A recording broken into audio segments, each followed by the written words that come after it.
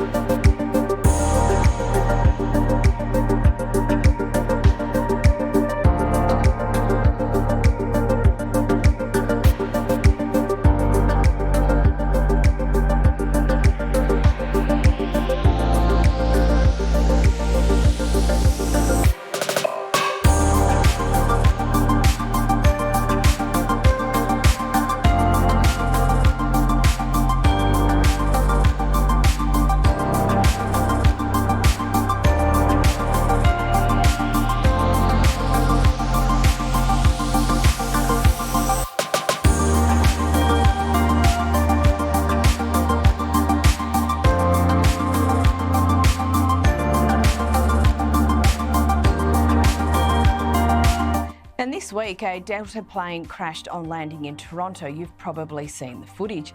In reporting on the crash, The View had this spectacularly bad take. I have been panicking over all this insanity with these planes. Yeah. You know, and there's all kinds of stuff going on. Like, so let's start with the string of mass firings by Elon Musk's Doge. Has sparked a lot of chaos, confusion, and fear. Ex-MSNBC host Mehdi Hasan, well, he posted this shocker on X before thinking better of it and deleting it. And then the Delta CEO had this to say. I understand that the cuts at this time are something that are raising questions, but the reality is there's over 50,000 people that work at the FAA, and the cuts, I understand, were 300 people, and they were in non-critical safety functions. The Trump administration has committed to investing deeply in terms of improving the overall technologies that are used in the air traffic control systems and modernizing the skies. They've committed to hiring additional controllers and investigators. Kosher, that all sounds pretty rational to all the same people, but so many of the progressive outlets, they just appear to be so obsessed with Trump that the own goals just produce themselves.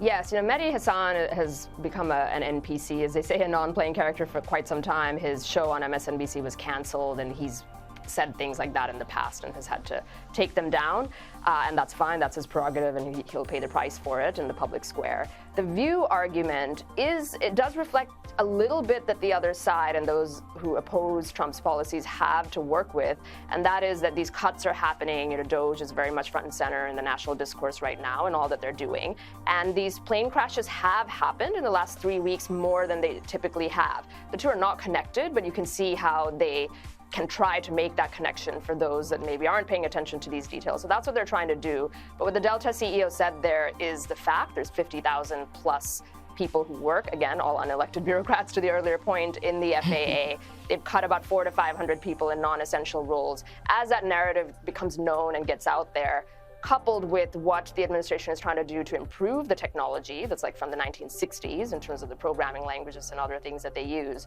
and they turn the ship around, I think ultimately history will judge them well if they're successful in what they're doing. But in the meantime, as these crashes happen, coupled with the cuts that they're doing, you will see people trying to connect the two and push that narrative out there.